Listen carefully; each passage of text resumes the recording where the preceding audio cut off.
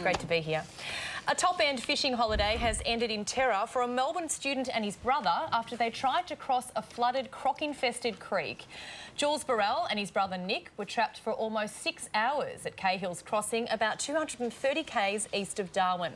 Also in the four-wheel drive, Nick's pregnant girlfriend and her 5-year-old son. Jules Borell has joined us to talk us through his ordeal. Jules, how did this happen? It was 1:30 in the morning and the current was a bit too strong and the water was a bit high, so we decided we weren't going to cross it. So I went to sleep. My brother's pregnant girlfriend convinced him in the middle of the night that we had to do it because she was 8 months pregnant.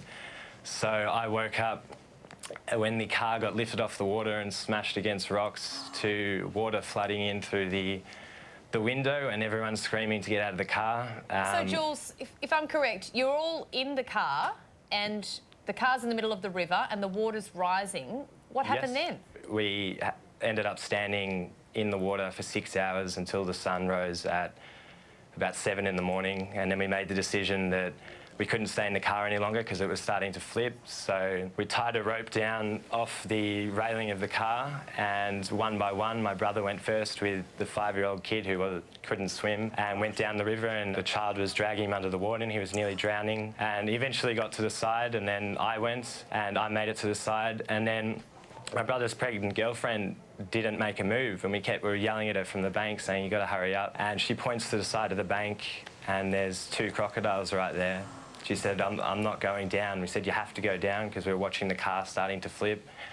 And eventually she came down and, yeah, we all got out safe. Jules, do you think if your sister-in-law had her time again, she would do things differently? Because I'm not an expert, but I think being in a dry car is better than being in the middle of a croc-infested river. I agree completely, yes, but we were lucky to get out. I actually got through the night because my brother told me that crocs don't like running water because the current was so strong. But when I got out of the water and we stood up on the embankment, I saw a 5-metre crocodile go straight over where we were in the water all night. Well, we're glad to hear that you are all safe and okay, and maybe holiday on your own next time.